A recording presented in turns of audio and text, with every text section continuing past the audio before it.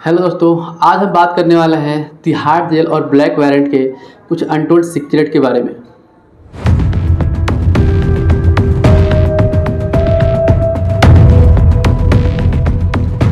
एक ऐसी जेल जिसका नाम सुनने के बाद लोग रूह कांप जाते हैं, और एक ऐसा वारंट जो लोगों के होश उड़ा देते हैं, जिसमें लिखा होता है उनकी जीवन का अंतिम समय, अंतिम दिन, तारीख और अंतिम समय, जिससे पता चलता है कि अब हमारे पास इतनी ही समय या इतना ही दिन बचा हुआ है। ब्लैक वारंट एक सेशन कोर्ट द्वारा जारी किया जाता है। जब उस अपराध की सारी अपीलें खारिज होती हैं तो एक काला सा बॉर्डर जारी किया जाता है, जिस पर लिखा होता है अपराधी का नाम, अपराध और उसका अंतिम समय, कि इस टाइम को और इतनी बजे उनकी फांसी की सज़ा तय है। ब्लैक वारंट और तिहाड़ जेल के कोऑर्डिनेटर एक कुछ भारत के कुछ ऐसे लोगों को सज़ा दी गई है जिनका नाम आज भी तिहाड़ जेल के पीछे ऐतिहासिक बन चुका है और वो नाम गूंजता रहता है। जो सबसे पहले दी गई थी गांधी जी के हत्यारे नाथूराम गोडसे को, और राजीव गांधी के हत्यारे और निर्भया के दोषी कश्यप जो मुंबई के हमले में, इन सभी की हत्या हुई थी ब्लैक वारंट के जरिए तिहाड़ जेल के पीछे। आप सोच के देखो कि एक ऐसा वारंट जो आदमी के जीवन को समाप्त कर सकता है, और एक ऐसा जेल जिसमें एक अकेले कैदी को रखा जाता है, और उस कैदी के लिए सब चीज़ अवेलेबल होता है, म्यूज़िक, एंटरटेनमेंट और डॉक्टर, और उनकी निगरानी के लिए भी कुछ लोग होते हैं। लेकिन उस कैदी में सिर्फ एक ही कैदी होता है एक कमरे में, और एक जेल के सब सूबेदार को मिलता है, सुपरिटेंडेंट को मिलता है एक ब्लैक वारंट, जिससे उन्हें पता लगता है कि किस कैदी के पास अब कितना समय रह गया है, और समय पूरे होते ही उस कैदी को उठाया जाता है और बताया जाता है कि अब आपका समय पूरा हो चुका है। तिहाड़ जेल में कुछ मोस्ट वांटेड अपराधियों को रखा जाता है, कुछ मोस्ट वांटेड कैदियों को रखा जाता है जो काफ़ी हद तक के अपराध कर चुके होते हैं, कैदी होते हैं, जिसमें से सभी कैदियों की कहानी अलग अलग होती है। उसी में से एक कैदी की कहानी में सुनाने वाला हूँ, जिनको इंसान से हैवान बनाने के बाद उनका न्याय किया जाता है, जिसका नाम है धनराज। ये कहानी शुरू होती है 1957 में। दिल्ली की सर्द रातें और तिहाड़ जेल की ऊंची दीवारों के पीछे एक कैदी जो अपने मौत का इंतज़ार कर रहा था,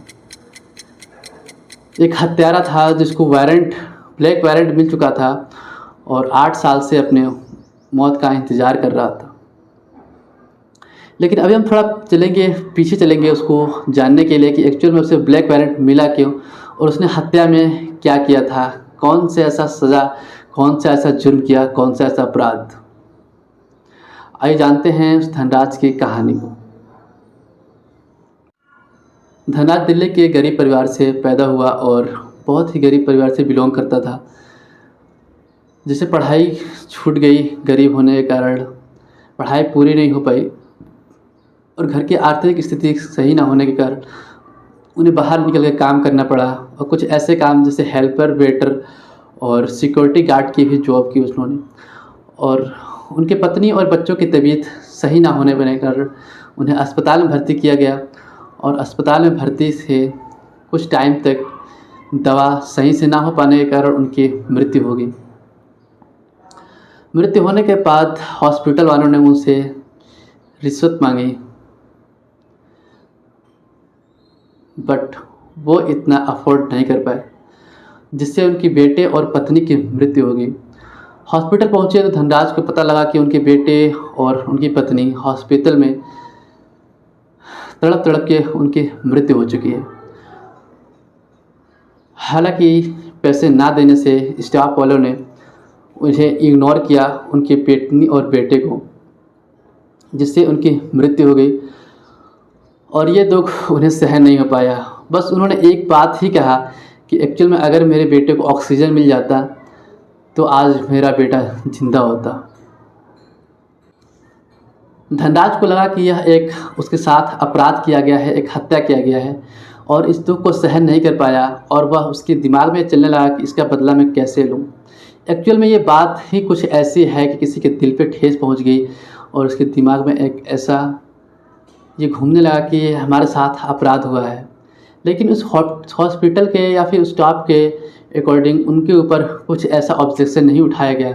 इससे वह बहुत ही दुखी था इस मृत्यु के लेकर के, अपनी पत्नी और अपने बच्चों को खो देने के बाद उसे लगा था कि ये बच सकते थे, लेकिन इनकी लापरवाही की वजह से इनकी मृत्यु हो गई और वह उस समय से वह डिप्रेशन में चला गया। और उसके दिमाग में बस एक ही बात चलता गया कि यह कैसा सिस्टम है जो इंसान को इंसानियत समझ में नहीं आई।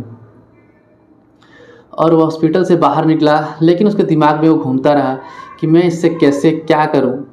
और वो हर दिन एक ऐसा रूटीन बन गया कि वो हर दिन हॉस्पिटल जाता था, बाहर खड़ा रहता था, हॉस्पिटल को देखता रहता था, लेकिन कुछ कहता नहीं था।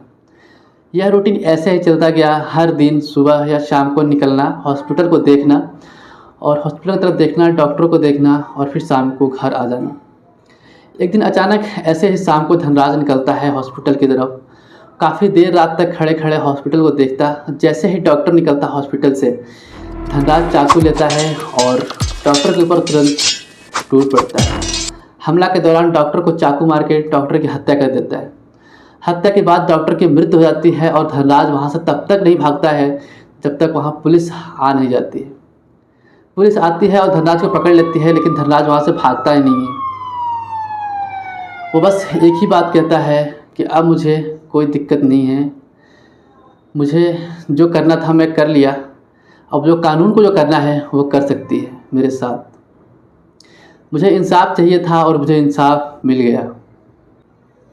धनराज को पुलिस ने पकड़ लिया, जेल ले गई और अदालत ने 302 के तहत उन्हें फांसी की सज़ा सुना दी। बस इतनी सी ही बात पे उन्हें फांसी की सज़ा सुना दी गई, लेकिन उसके पीछे की कहानी जानने की किसी ने नहीं जारी किया।